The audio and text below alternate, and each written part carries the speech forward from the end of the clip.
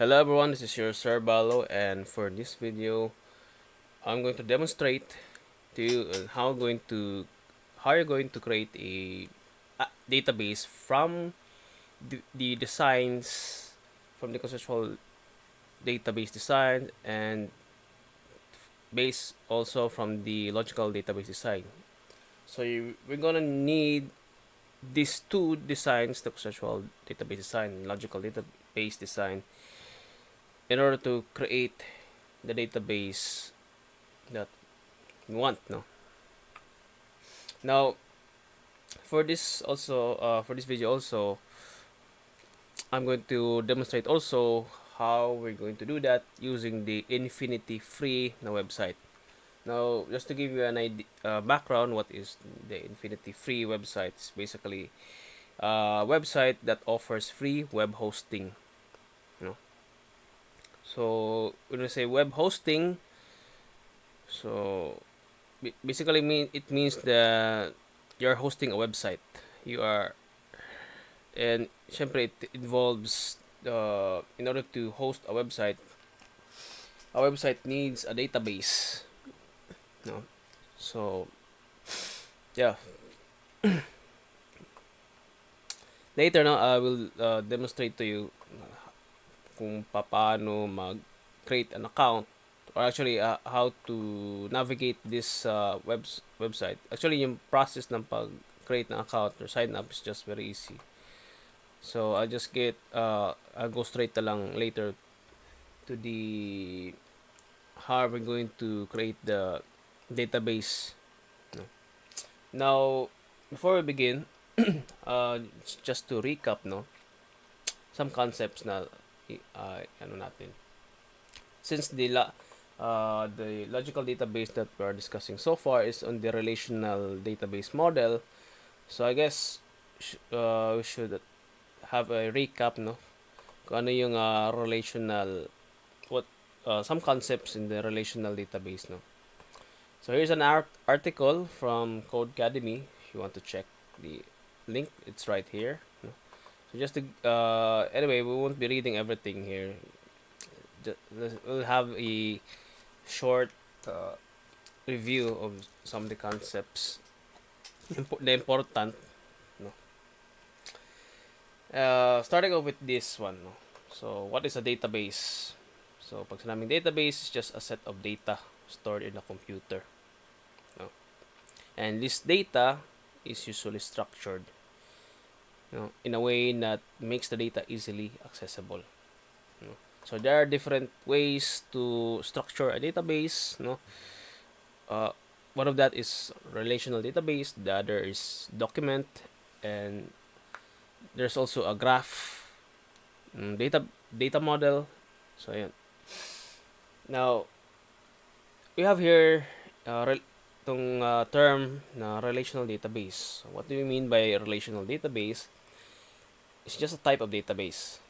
And when we say a relational database, it uses a structure that allows us to identify and access data in relation to another piece of data in the database.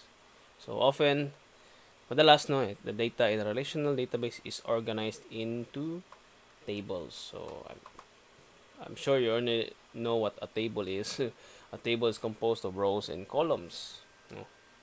And tables can have hundreds, thousands, sometimes even millions of rows of data.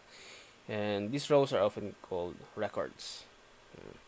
So tables can also have many columns of data, and are labeled with a descriptive name, age, for example, and have a specific data type.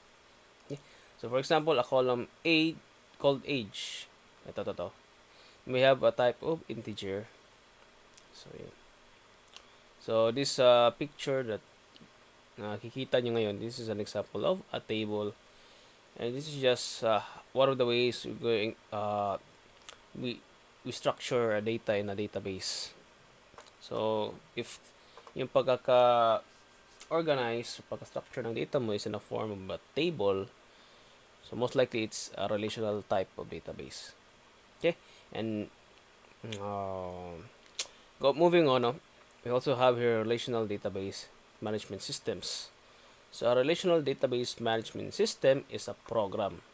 Okay, it's a program. It's a software. No, allows you to create, update, and administer a relational database. Okay, and most relational database use the SQL language to access the database. So if I'm sure you are already familiar with the SQL language. So if, just to recap, no, what is an SQL language? Ito, for example, how do we retrieve a data from a database? So you just execute this command, diba? If you're familiar with the command prompt, diba? You just type this, and then this is just a syntax. And let's say, for example, you're going to retrieve all data from a certain table. For example, ito yung data mo, customer table from a certain database. And then if you wanted to uh, retrieve all the customer names, city and city data from customers, so this is how you're going to execute it. This is the command for that SQL command. So yeah, again, a relational database model. Sorry. A relational database management system is just a program, no, that allows us na maka-create, update, and delete, no, insert, no, administer a relational database. And in order for us to create, update, and administer records, no, we use a SQL language. So yeah, and speaking of RDBMS, we also have some popular RDBMS. So ito yung mga usually ginagamit, no, by developers, no, in if they're going to implement a relational type of database. So one of the most popular ones is the MySQL. Uh, Also Postgres, Oracle DB, also have SQL Server and SQLite. Now for this video, we will be I will be demonstrating how we're going to utilize this MySQL. Okay, so again, MySQL is just a specific type. It is a specific type. Rather, is a specific example of a relational RDBMS, and it's also a program.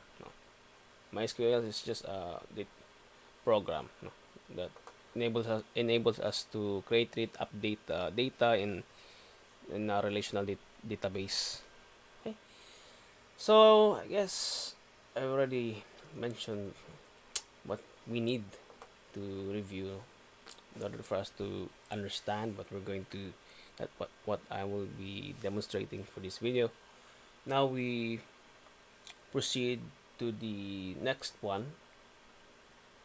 I'll be showing you the conceptual data design and the logical database design for our demonstration. So this is the conceptual database design for a application na class scheduling na application. Okay, so these are the following entities. I'm just going to give you a glance lang. Anyway, I'll be providing you with the the ERD. No? So here it is. Ito, and yeah. Okay. So again, this is the conceptual database design or the ERD for our class scheduling system. And I've already prepared a logical database, data dictionary muna tayo, no? So this is also the corresponding data dictionary for that conceptual database design. Okay, so again, I'll just just going to give you a glance of what will be the example data dictionary. I'll be providing you this one also aside from the ERD. Okay, okay. So when we say program, it's just BSCS, BSIS, BSIT. Curriculum, it's just, for example, BSCS revision 2018, and then specialization. So for example, BSIT. Uh, for example, in the BSIT na program, industrial technology, it has several specializations like automotive, drafting, electricity. Then course, CS 101, CS 102, or information management or computer programming. Yeah. Sinaming section, it's BCS 1A, BCS 1B. Class, CS 1 lecture, CS 101 lecture, CS 101 lab. And then for the rooms and instructors, sorry. And then here are the data dictionary for the relationships. Now, ito yung pinaka-importante that you need, that will be referring from time to time. Okay, so this is the entity attributes dictionary, data dictionary. So as you can notice, no, we have here the entities, all of the entities sa galing sa ano natin sa ERD natin, and then we just list down all those attributes. So for example, itong program, short name, full name, year study, we just put it here in our data dictionary, and then we just give a description for each of these attributes: data type and data length, the domain, the format, the primary key. If this attribute is a primary key, it's a yes or no. Is this attribute pwede ba siya maging null yung value niya? And also if multi-valued, so does this attribute a multi-valued? No. Posible din if we have derived attributes, we could also have an additional derived attribute na column dito. No. Well, anyway,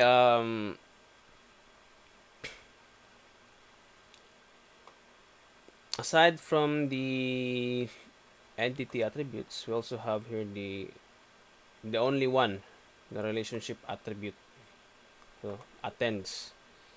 Ito galing to dito from this one. Attends. Okay? Oh, sorry.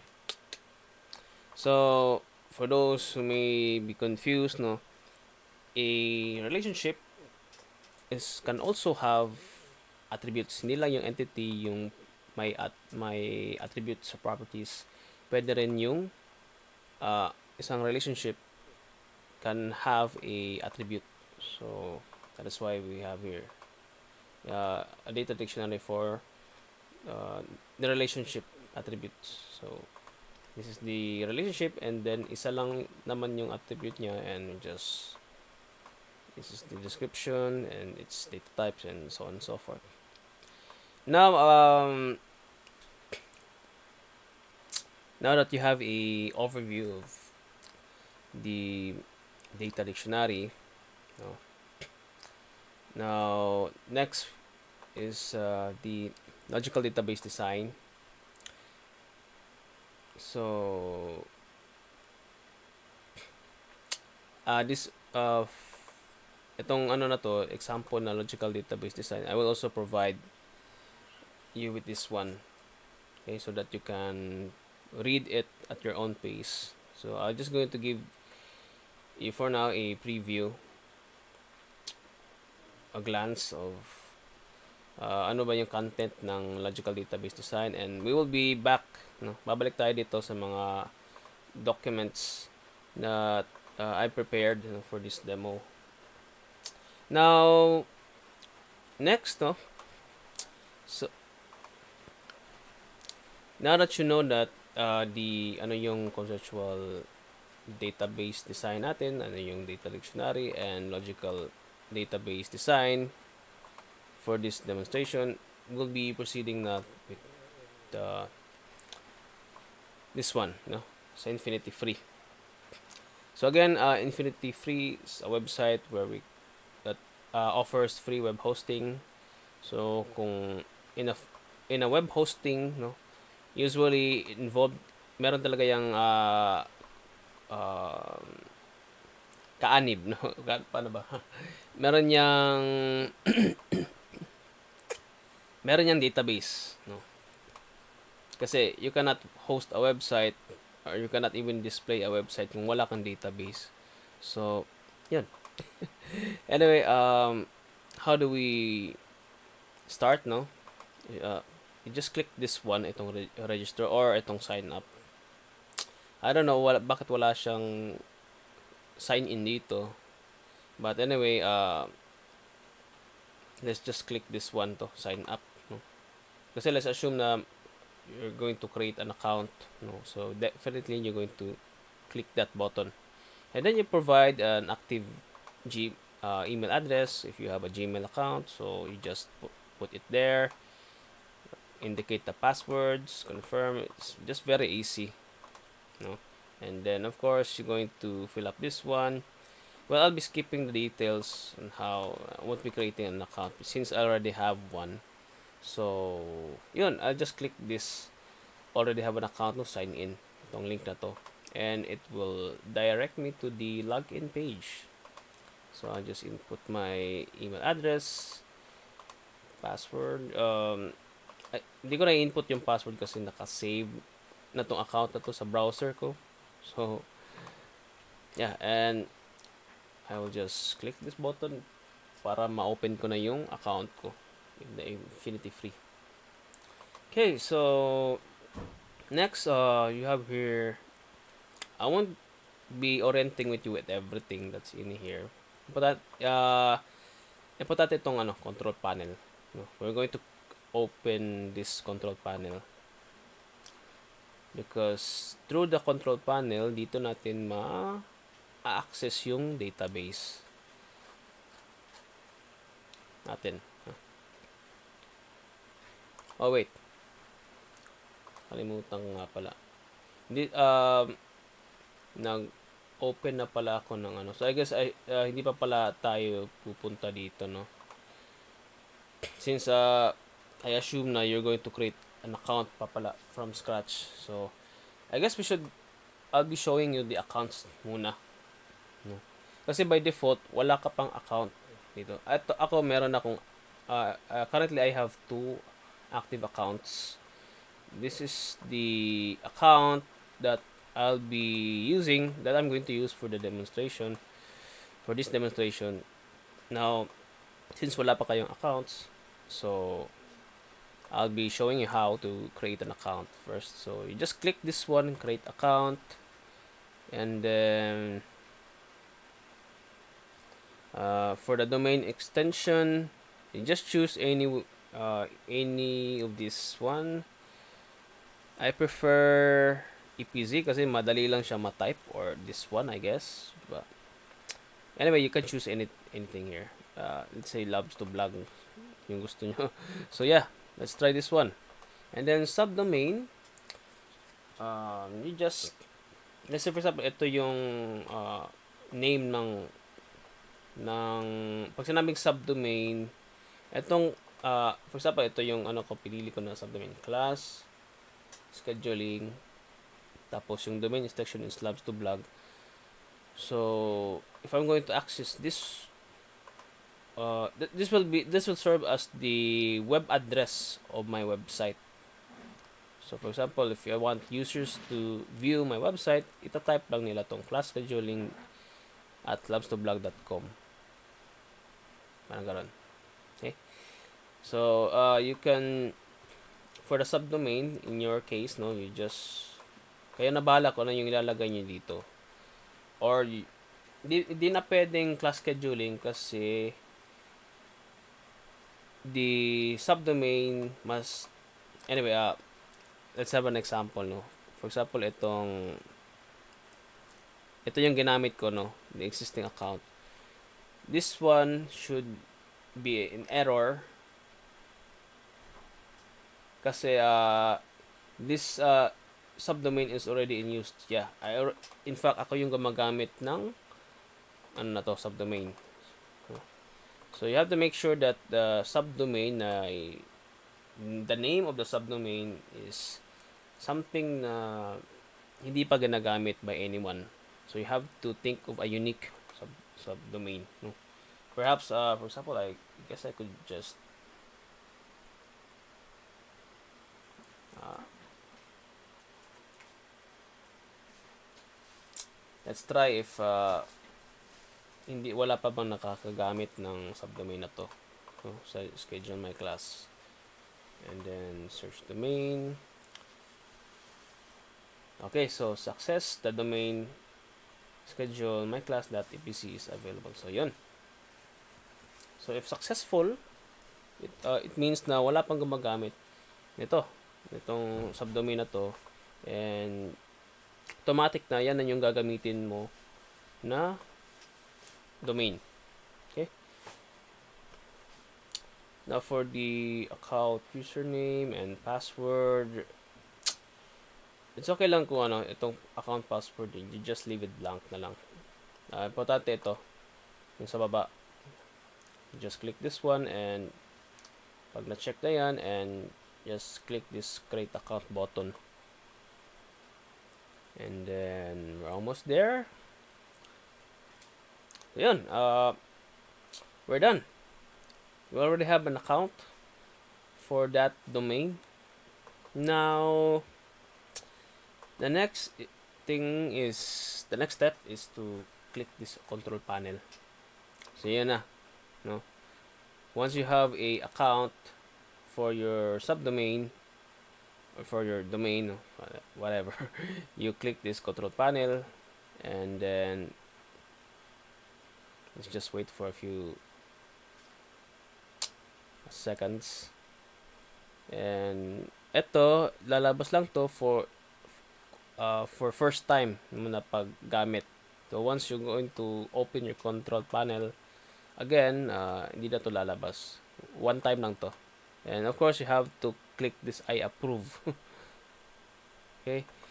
And okay, so let's just wait for a few seconds, and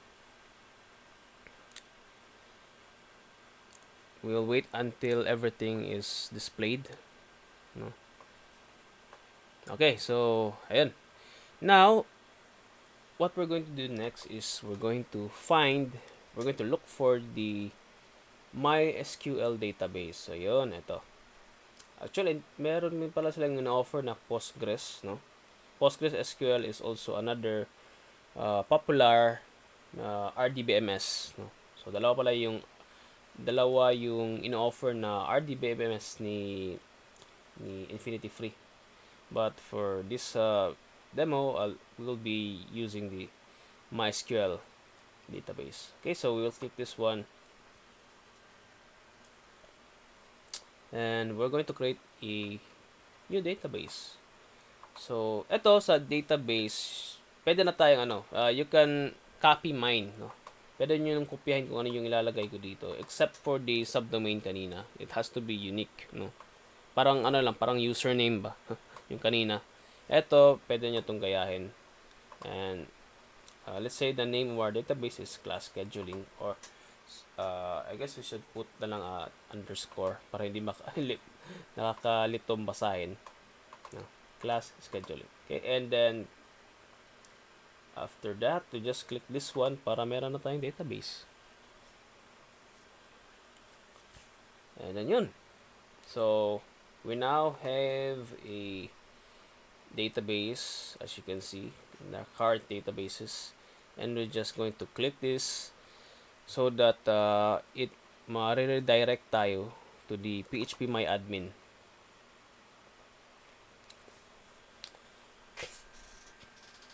By the way, if you have a laptop or desktop, I highly suggest you install the SAMP.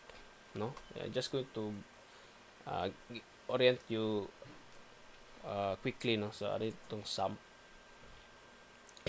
So SAMP stands for Cross Platform Apache MySQL PHP. You can try download this one and install it sa laptop mo, sa desktop mo. Kasi ang naka-advantage nito is you can use the phpMyAdmin locally kahit walang internet. Ito, the reason that I am demonstrating or introducing you to the InfinityFree so that those uh, some of you students that walang laptop, walang desktop PC can experience this one through the web browser. You can access this on your Chrome browser. Itong ano na to, itong phpMyAdmin. So again, itong SAMP, if you have a laptop and desktop, you can just ano na lang, download this one, install it on your laptops, and then you can start doing everything that we are going to practice, that I'm going to demonstrate right now. Okay. So if you're you just look for tutorials on YouTube how to install this one. Okay, I will not be covering it at how you're going to just look at search na lang sa Google how sa YouTube how to set up install the SAMP. Okay, so going back, okay, to our InfinityFree website, no, we're now at the phpMyAdmin, and as you can see, as you can read, no tables found in database. So, kasi wala pa tayo. Mag-create pa lang tayo. Now, this is the time that we're going to, ano ko lang muna to. I'll put this in the side para makita nyo yung phpMyAdmin at saka yung, ano natin, yung mga designs natin, no? Yung documentation natin, no? From logical database design. So we're going to create first the program, no? I'll be showing you how to create our table for this relation na program. Okay, so it has the following attributes, tatlo, tapos yung primary key niya is short name. Okay, so for our first table program, okay, number of columns 3. Okay, so just put this one at 3 and click this one, and then just wait for a few seconds. Ayun. So first we have the short name, and then full name, year study. Okay, then since sa logical database design natin, it only list down, naka-indicate lang dito kung ano yung mga attributes. It did not specify kung ano yung data type niya, ano yung length niya. We can look it up. Pwede natin yan makita dito sa data dictionary natin. So here, according to our data dictionary, sa entity attributes, short name is yung data type niya is a 10 variable character. Okay, so ito yung kailangan natin. Now, we need to fulfill this one, tsaka yung domain, tsaka yung format. Now since wala naka-indicate dito na format and domain, so I guess important din na we need to implement this one, no? We need to translate this one to here. Tsaka yun, primary key siya, di siya pwedeng null, and di siya multi-valued. So okay, so before that, no, itong 10 variables, ano tong 50 variables, I'm going to orient you with the MySQL data types. So I guess you're already familiar with most of these ones, but I'll be showing you the other hindi nyo pa na familiarized na mga data types. So in a MySQL, it has three categories: numeric, date and time, tsaka string types. And from dito sa numeric data types, we have the following: int na data type. So pag sinabing int, no, this is a normal size integer that can be signed or unsigned. So kung signed, no, yung ano natin, by default signed yan sila, yung int na integer. Yung values mo for that attribute range just from -2, 14, 7, 4, 8, 3, 6, 4, ano ba to? This is 2 billion pala. 2 billion, 147 million, -2 million, -2 billion, 147 million, 483,648 up to the positive 2 billion and so on and so forth. Hindi ko na lang babasahin kasi masyadong mahaba. Now, uh, if you want the integer na unsigned siya, meaning positive values lang, yung range ng values niya, so should start from 0 to 4, ano ba to? So lang, I'm counting the number of places. 4 billion 294 million karon. Okay. Now, this is for the int, no? Int na data type. Then we also have tiny int. So same with the int, it has two variations, the signed and the unsigned. No?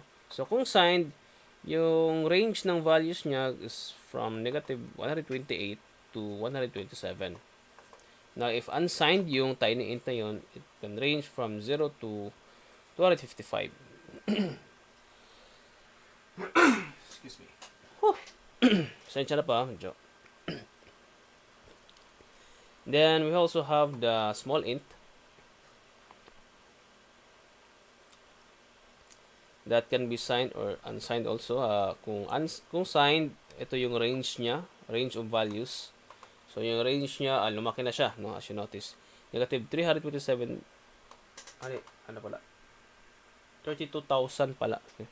-32,768 up to 32,767.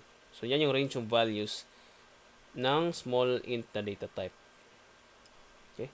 And if unsigned, the allowable range is from 0 to 65,535. Yeah. Okay, so medium int. As you notice, no, from the tiny int, tapos small int, naging medium int, and then int, tapos big int. So, palaki ng palaki yung range of values for that attribute, no? So, the reason that I am discussing this with you is because we will be needing this info in order for us to help us to decide kung ano yung data type na bagay for this, kung ano yung nakalagay sa data dictionary natin. Okay? So, next, I just skip some other, yung mga iba na hindi natin magagamit, no? Kasi, yung ano lang natin dito is variable characters, tsaka digit integer. Wala man tayong decimal, no? We don't have a decimal right here or other date and time, wala. So, I guess we should I'll be proceeding with the data types sa string. Okay? So sa string types, ito yung mga the following data types. We have also char. So pag sinabing char, it's a fixed length string. No? So between 1 and 255 characters in length. No? So ibig sabihin nito is yung if yung data type ng attribute na yun is char, yung pinaka maximum number of characters for that is 255. No? And yung varchar is just the same as the char but variable length. No? Variable uh, yung length ng character. Yeah. Okay. And also we have here blob or text. So usually ang blob, as mentioned right here, no, binary large objects these are used to store large amount of binary data such as image or other types of files. So if you're not familiar, no, it is possible to store images or other types of files sa database. Pwede, no. So if you want to do that, you make sure that yung data type na yun is in blob. And there are also other varieties, tiny blob. So syempre kung tiny blob, mas maliit lang yung capacity niya, 255 characters. Medium blob is ito. Yan ba to? 16 million characters yung pinaka-limit niya. And then long blob, and then enum. Okay, so with that said, let us look into our program. So according here, 10 variable characters. So ibig sabihin nito, pag sinabing 10 variable characters, yung name, yung length ng name natin, ng ano ba ito? Yung values, no? For example, attribute, syempre, it contains values, no? And yung values for the sorting attribute, no? Yung pinaka-minimum niya is pinaka-minimum na length ng value niya, ng character niya is 1. Tapos yung pinaka-maximum niya is 10. No? 10 variable characters. Anyway,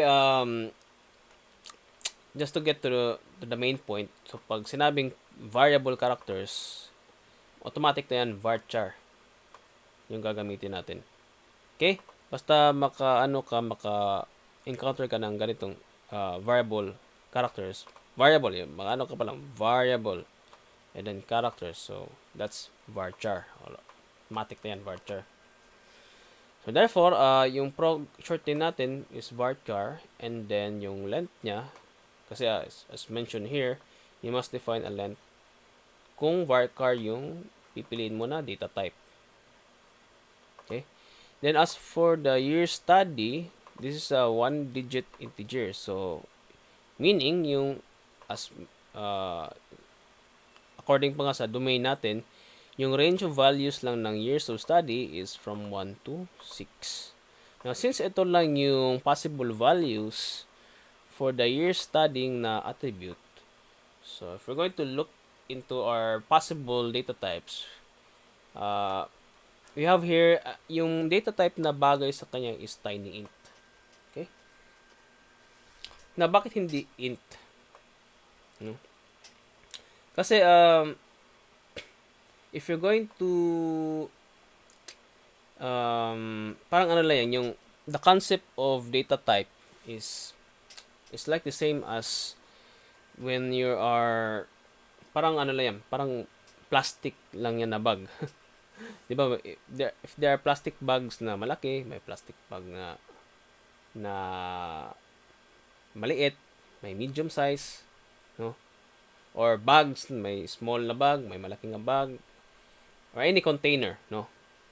Now, sayang kasi, no, if kung yung value, for example, yung bag mo malaki, pero yung ilalagyan mo lang na mga items is mga ballpen, eraser, or flash drive. So, sayang yung space, no? Now, if we're going to, in the database, no, if yung pipiliin mo na data type is could allocate a large amount of space, And tapos yung i-store mo lang na value is maliit lang. So, napakasayang ng space na yan. No?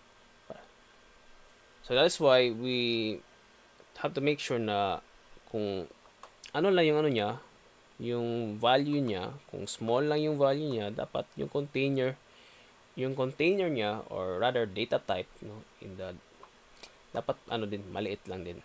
So, since yung range, yung possible values lang for use of study is 1 to 6.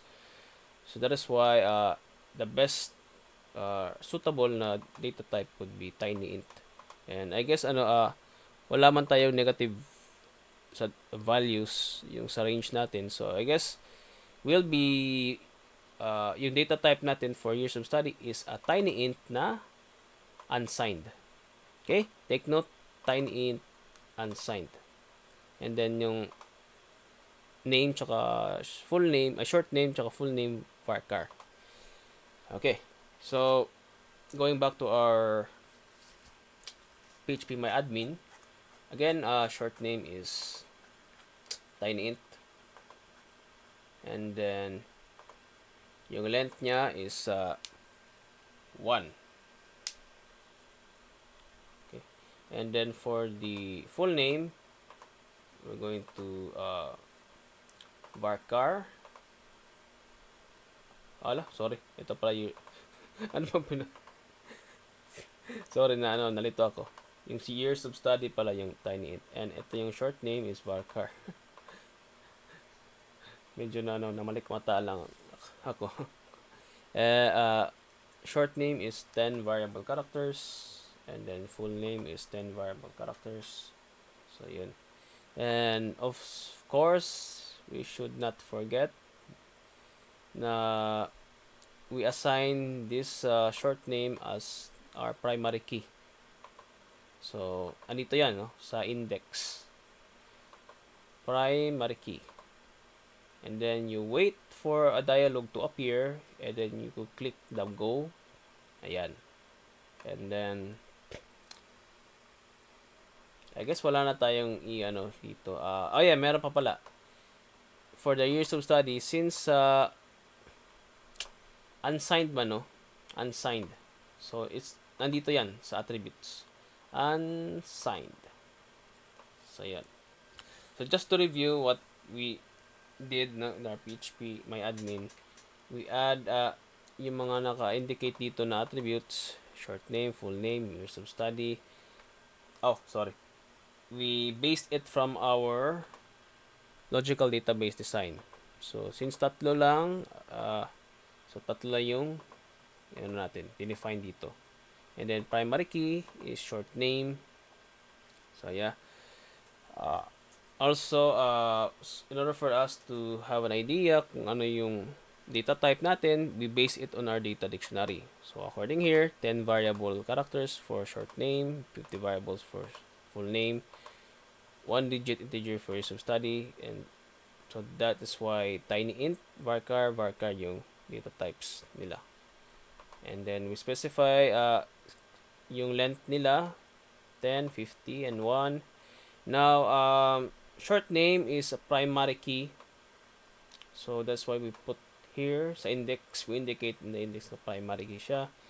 And since this years of study, yung domain natin, range of values is puro positive, no? Range 1 to 6.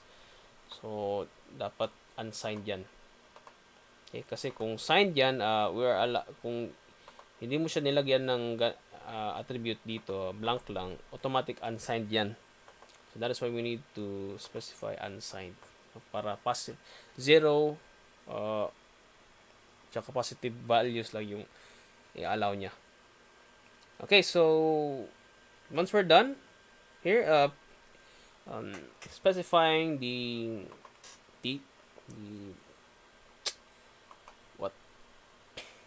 sandali lang.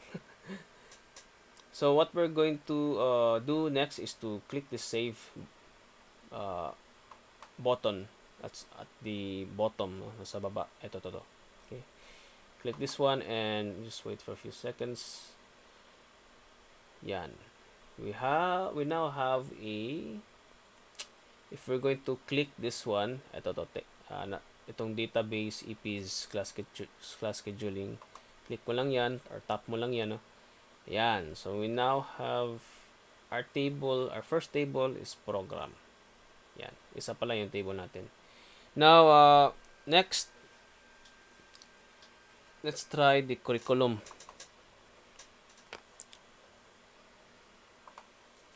So balik tayo sa logical. Ano pala? Itong specialization pala, no? Ito. Ito yung isusunod natin. Now, specialization has the following attributes: ID, program, name. Okay? Then yung primary key niya is ID. Then meron din siyang foreign key. Okay, so ito yung natin gagawin natin dito sa phpMyAdmin. So again, we create we have three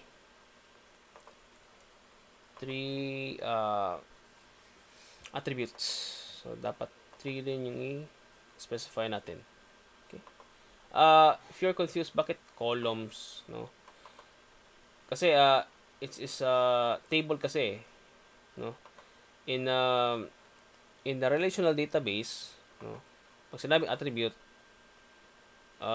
it's also equivalent to column. Okay. So pag sinabing number of columns, is just asking for the number of attributes for this relation or table. Okay, so specialization, yun. And then we click this one, and then okay. Now we input the following: ID, then program, then name. Okay. Tapos since hindi naka-indicate dito yung data type niya, we'll going to look back again to our specialization. Now, by the way, ID is an additional attribute, no? Wala kaya nga nakapula siya kasi hindi siya originally existing here. Hindi siya walang ID dito sa specialization attribute. And here's the explanation. Ito, so the weak entities were given an ID attribute as an alternative to their supposed primary key. Kasi yung alternate, supposed to be primary key to siya. Program and name. Bali, we will have a composite key supposed to be. But since medyo hassle siya, so that is why instead of having a composite key, nag-create na lang tayo ng ID na attribute. And ID, usually pag ID na attribute, integer yan siya. Okay? Integer. So, okay na to. Integer. Yung na lang natin, problemahin is yung program tsaka name. Na yung program, okay? This program, according here, ito palang attribute to is a foreign key, and which references the short name of the program. Now, as you remember, yung data type ni short name is varchar 10. So, dapat dito varchar 10 din dapat to. Okay? Kasi dapat since pag sinabing foreign key is just a copy of the primary key of its parent. So, yung program is the the parent, and the specialization is the child. No? As you can observe right here, no? Program is our parent, specialization is our child. So, how do you know kung alin dito yung parent tsaka yung child? You just look for this one. Alin dito yung alin dito sa kanila yung many side. Now, since the specialization has the many side, so therefore ito yung child. And again, we copy sa child, no, we copy the primary key of its parent into its own. So, kaya meron tayong additional na program attribute. And, yun. Okay. So, the name, eto, meron talaga yan dito. It's in our ERD. And it's also defined sa data dictionary. So, according here, the name attribute of the specialization entity, data type niya is 50, variable characters, tapos yung length niya is 50. So, matic, this one is a, ano to siya, saan na yun? Varchar. Okay, so varchar 50. Ay, sorry. 50. And, I guess para panigurado lang, we'll also indicate the as unsigned, no, itong ID na to. And since ID is primary key, no, parang natin nalaman, no, it's right here, no, it's primary ID is primary key, so we have to make sure that we indicate primary key sa index nya. Okay. Bakit ano? What's going on?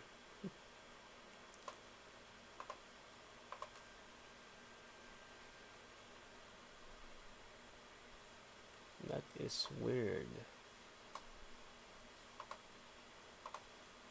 Supposed to be may lalabas na ano dito na packs. I don't know bakit ano.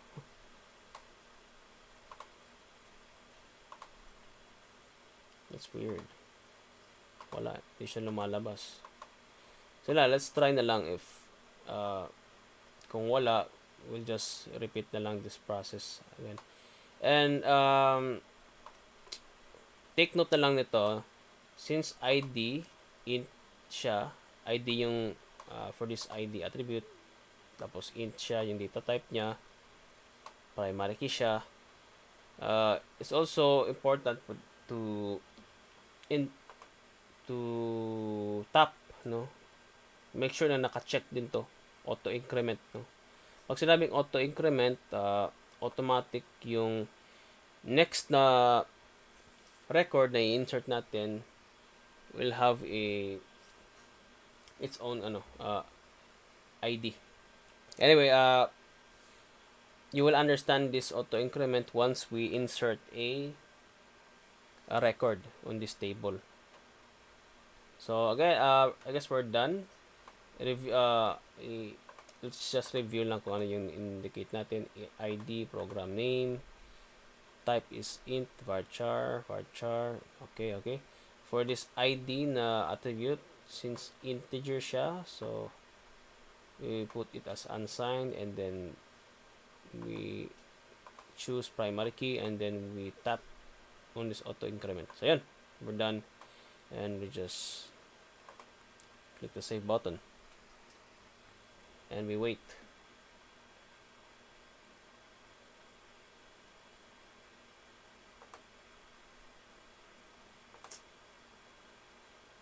Okay, there's something weird going on.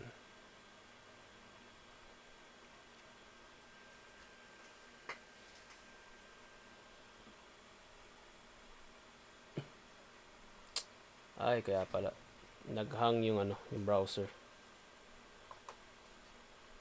Okay, let's tap on this one.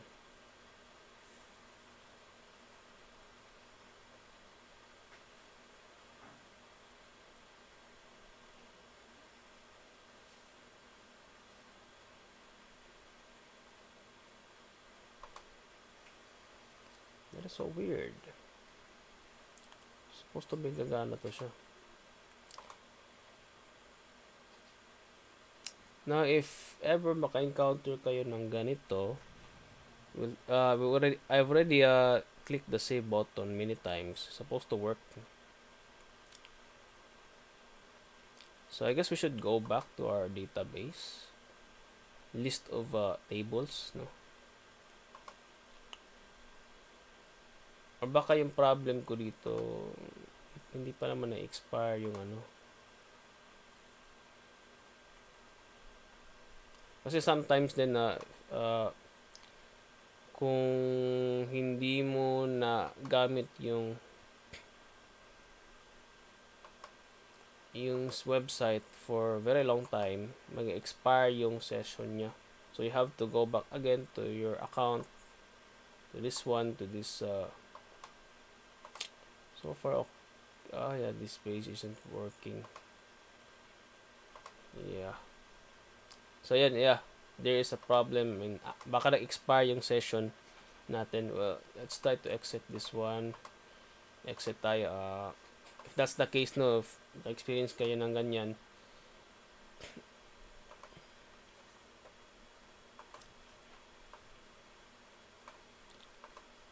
wala.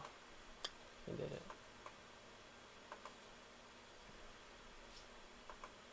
Ang weird. Nga may medyo nagano tayo, we're experiencing technical issues.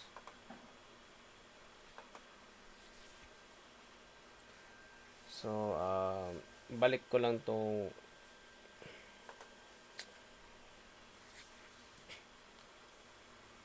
control panel. Baka na-expire na yung session, kaya ganun.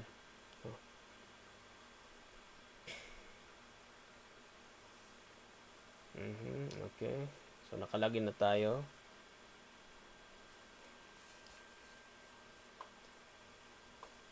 Then phpMyAdmin. Connect.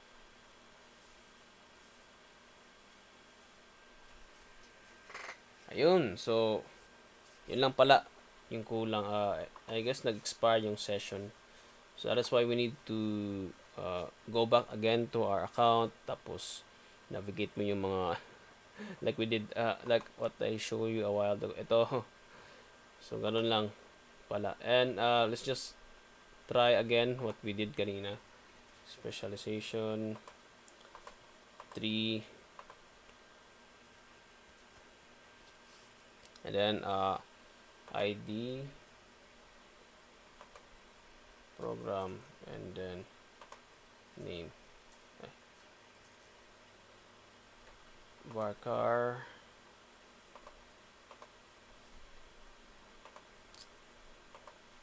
program is 10, name is 50 if I'm not mistaken. Let's just review our 50 variables. Yeah, tama. Okay. Int, what else? Attributes, unsigned, and index is primary key. Ayun. So, ito yung ibig kong sabihin. Supposed to be may lalabas na add index na dialog. Okay. So, yun. Nag-expire lang pala yung session. Kaya, you have to log in again pala. Kaya pala hindi siya gumagana. Okay, so I guess this should work now after clicking the save button. And yun. Now we have a specialization table, and as you can see, pinakita yan yung mga specifications sa table natin. It's in int 10 yung length. So ibig sabihin 10 digits tong yung sakop ng na to. As you can 1, 2, 3, 4, 5, 6, 7, 8, 9, 10. Correct, yeah? So, ito yung pinaka-maximum value na pwedeng ma-hold ni ID na attribute. Okay, so there's something na natin that we need to add pa, no? Now, we go back to our logical database design. And according here, meron pa tayong foreign key. Okay? Don't be confused with alternate key. Pag sinabing alternate key, this is just a primary key na alternative na primary key. Since we already have a ID attribute as a primary key, so reserve lang to. Okay? What we need to implement pa is the foreign key. Kasi wala pa tayo, hindi pa natin connect, no? Si program tsaka si specialization. No? Although we do have the name attribute right here. Meron na tayo, but hindi pa natin siya na talaga na nalagyan ng foreign key, no? And this is where we use the SQL command. So if you're not familiar with the SQL command, it's just right here. You can check this at W3 Schools. No, so it has a long list of commands. Meron dito sa alter table. How do you create meron ba ditong foreign key? Parang wala siyang. These are just the syntax for altering the table. Pero supposed to be meron tong I think it's ito foreign key. Yan. Okay.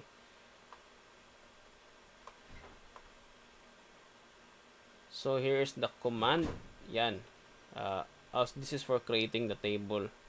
But since we already have a table, so ito na lang yung natin. We need to execute this one. Okay? Yung pangalan ng table, yung pangalan ng attribute, no?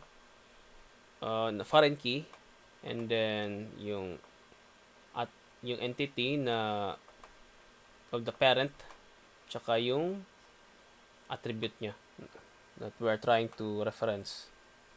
So since we are in this case yung specialization is ito yung table na we want to add a foreign key, no? Tsaka nakalagay na nga yung details, so it's just a matter of translating this one sa natin dito sa phpMyAdmin, no? So ganun din yung gagawin natin, no? Is just type alter table, the name of the table that has the foreign key specialization, add foreign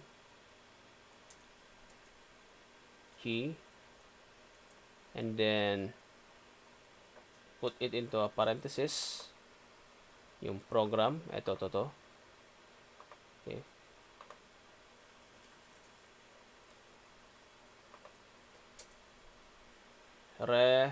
References. Then ito yung kasunod ng references is the table or the entity na parent. In this case, it's the program.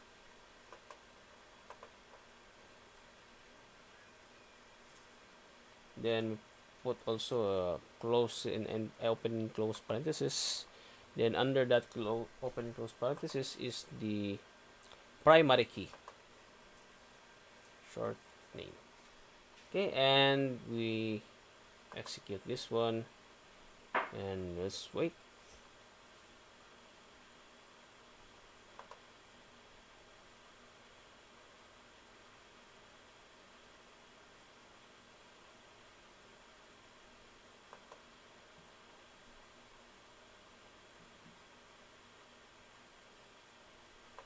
Okay, parang weird Gumagana.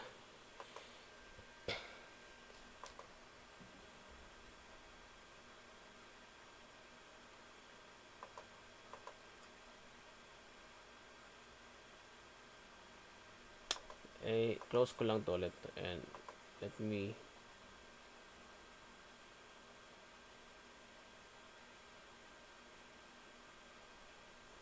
siguro mabagal lang talaga yung yung internet kaya siya.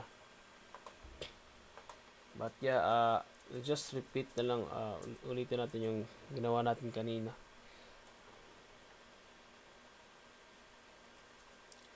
Again, this is the specialization, add foreign key,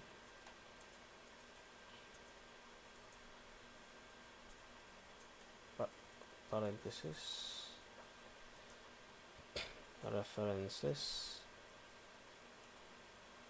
program, and then short name. And I hope this works kasi tama naman yung syntax natin. And yeah, MySQL return an empty result. Yeah, check. So yun, it's good. Now, di mo to makikita dito. Let's say I'm going to click this one. You can't look it right here. But if we're going to navigate to our by the way, you just click this arrow. Ito to nasa pinaka right side. Kasi since I'm using a desktop, I can actually view everything ano meron dito. No. But since you might be using or accessing this in a cell phone, so yun, I'm just going to show you how. Punta tayo sa database. Balik tayo sa database, no? And list of databases. Then we click this one para ma-reveal yung pinaka right side na menu, which is designer. Tap on this one and this designer will show us the ERD ng ginawa natin na table. So as you notice, we have here the program table and the specialization table, and as you notice, meron siyang line right here. Ibig sabihin nito, these two tables have a relationship. In this case, yung program yung parent, yung specialization yung child. So, yan. So, that is how you create the specialization table. You add the foreign key and you connect these two tables. Ganon yung gagawin nyo.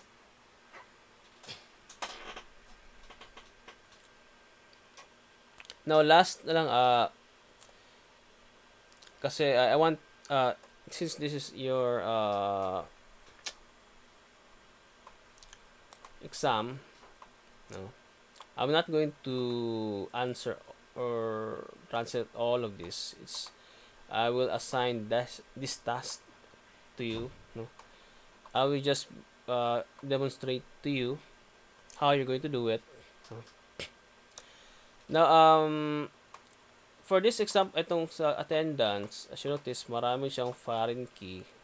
So, lang, ulit-ulitin nyo lang, or pwede nga let's try look for a example dito na wala. Itong course. Kaso, meron siyang mga you have to create pa ay specialization tsaka curriculum. Basta ganito lang yan, if you are curious on how going to execute this one, paano ka mag-add ng foreign key, ganito lang yan.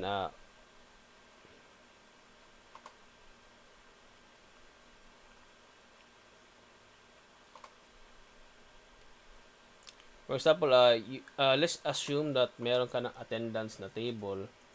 So, ganito lang yan. Alter table.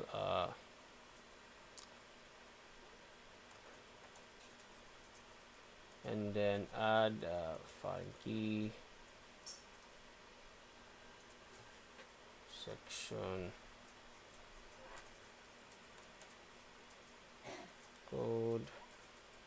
references section,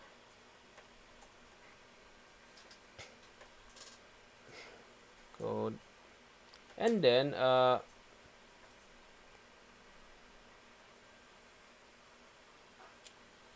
ano ba, let me check lang kung tama ba yung ano ko.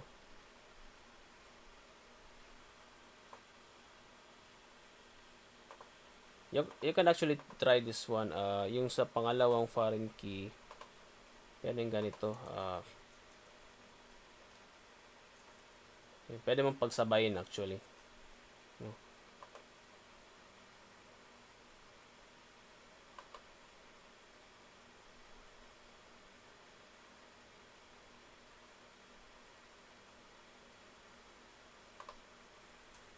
So nagano siya. Nagreklamo siya. Yun. Kailangan mo pala ano pa, separate by a comma. So this one is course ID. Okay, instructor ID. And then this one, room code. Okay, I'm just demonstrating to you paano mag-insert ng multiple foreign keys sa isang table. Now, there are other tables here na, for example, ito, curriculum. Of course, dalawa yung foreign key niya. So, if that's the case, dalawa yung insert mo dito ng foreign key. Now, since itong attendance has 4 foreign keys, so that's why we have 4 foreign keys na pagsasabayin natin na i-add. Okay? I'm just demonstrating to you how you're going to do this kasi baka malito kayo. Pwede rin nyo rin naman instead of having it 4, pwedeng isa-isa. Yan. Ganon. Ano pa ba? Course ID. Sorry. And then ID. And then ID. So then, this is how you're going to do it. Okay? This is how you're going to add all these 4 foreign keys for this attendance na table. Ganun. Okay, and anyway, going back to our last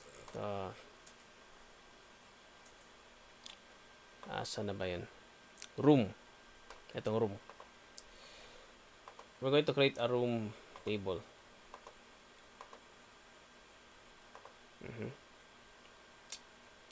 So, balik tayo ulit sa database and create a table in room. So, room has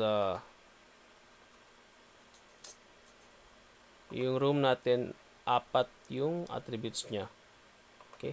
Remember, ano yung basehan natin dito for the number of columns? You make sure you look into the logical database design. Okay? So, according here, 4 yung natin, attributes for the room.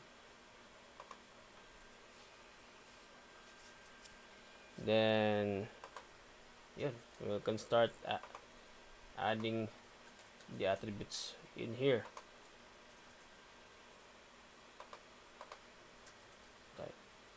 Okay.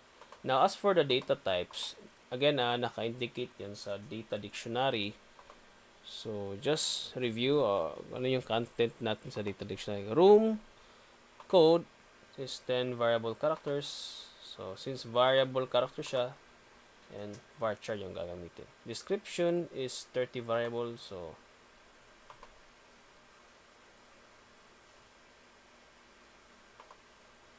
varchar pa rin to, and then 30. For the capacity, 3 digits. Yung range ng ng value for the capacity attribute is from 1 to 99. Again, it's it's a positive, no? It's unsigned.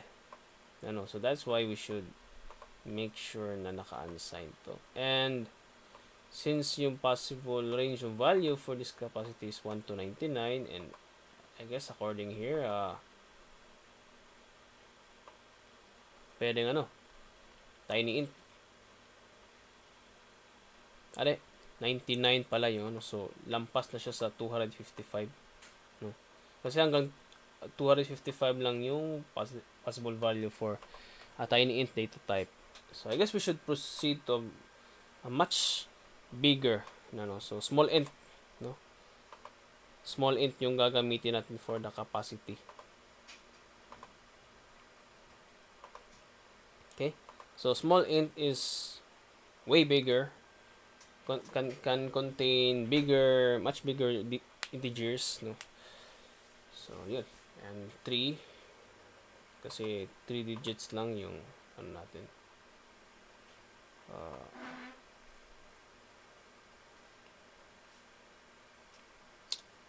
What else? Now, if I'm not mistaken, code is a primary key. So, therefore, we should have this one as primary key. Yan. Now, baka malito kayo. AI or auto increment is only applicable if yung type mo is integer. Whether it's tiny int, small int, basta int. Pag int yung data type ng primary key mo, so dapat ano yan, pwede mong gamitan ng auto increment. Okay.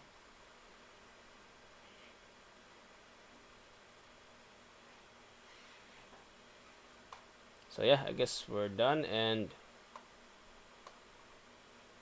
oh yeah, meron pa pala ako nakalimutan. Yung type, 3 characters. Wala siyang indicate na variable. Ano ba ibig sabihin nito? It means that expected na talaga na yung maximum or yung fixed number of characters for the type is 3. Kasi in this case na yung possible values ng type sa room is ano man, lecture or lab. Yung lec is 3 characters, yung lab is 3 characters. So, fixed na to. 3 fixed characters. So, if yung value ng type, yung number of letters niya is pabago-bago, it's not specific, pwede sanang variable. But since fix, no? Fix yung ano niya, ano ko na lang din to. Lagyan ko na din to ng fix. So, para hindi kayo malito. So, since fix yung number of characters niya, so, dyan babagay yung character. So, instead of using varchar, you use a char or character. I don't know, char yung pag-pronounce ko nito eh. So, 3 fixed numbers. So, yan. So, ibig sabihin na ito, the type attribute has a char or char type, and then yung length niya is fixed. Talagang 3 fixed characters. Yeah. And what else? So yeah, I guess na specify na natin lahat, and just click this one. And just wait for a few seconds.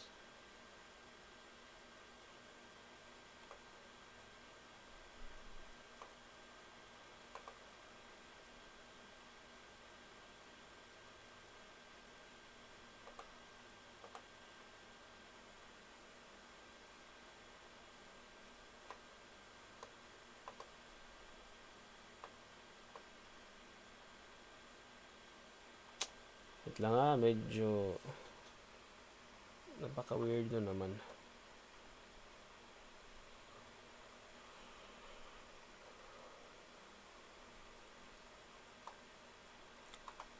Kasi dapat mag-save to siya.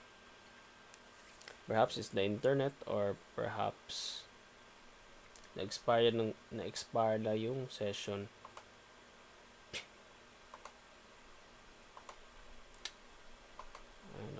I will try to refresh this page, no.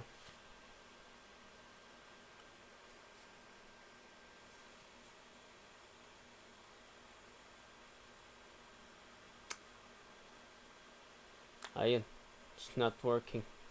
Too many redirects. Ay. So I guess we'll go back again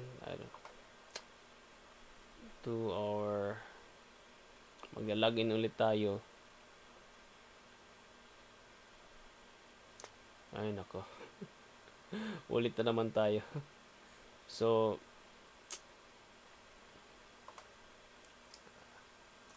ano ulit yun na oh yeah, we're going to create pala kuan.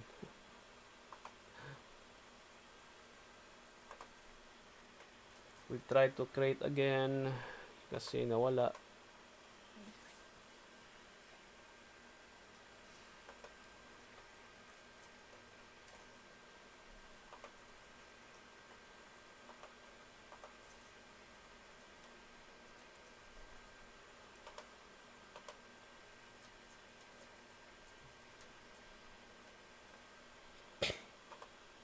Again, car or char yung gagamitin natin kasi we know for sure nga three fixed characters talaga yung values ng attribute na to.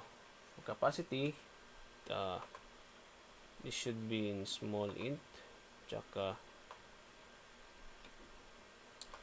naka-unsigned para walang negative numbers na pwedeng i-specify sa capacity. Description, this is for car pa rin, and 30. Code,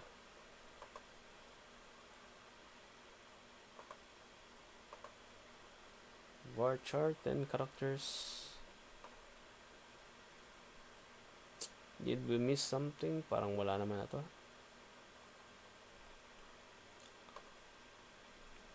So I guess we could save now. And let's wait. Ayun. So now we have a room table.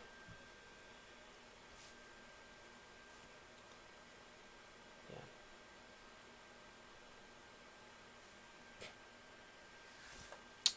And then, ano pa ba?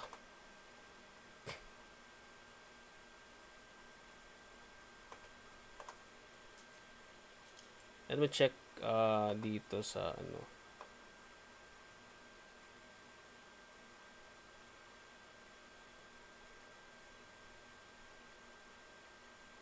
Okay, how about itong class tsaka primary key? Class na attribute. Wait. Let me check the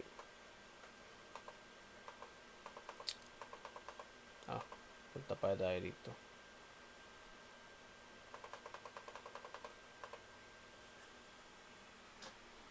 Okay, so currently, if we're going to check our ER model natin, so far tatlo na yung na-add. Okay, and as you notice, yung room natin na this is a room na na table or entity, wala siyang relationship kasi hindi pa natin na kumpleto lahat ng mga ng mga entities or tables. So kayo na yung mag-fill up with the rest. Yeah, and meron pa pala akong itong class, no? As you notice, yung primary key niya is 2. So ganito lang yung this is how you're going to, in such cases na yung table mo has 2 primary keys or bali composite key siya, no? So yung gagawin mo lang is just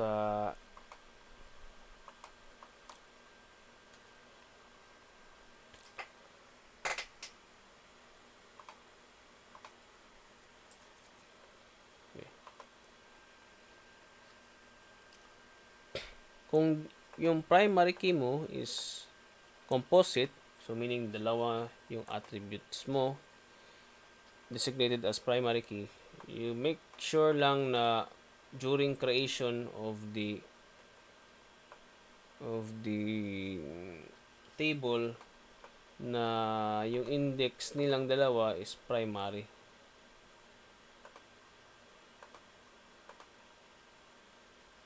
Okay?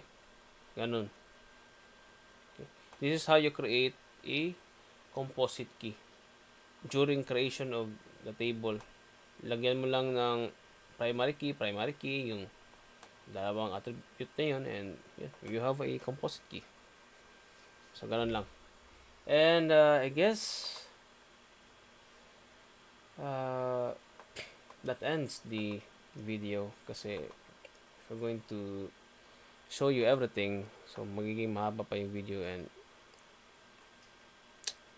yun.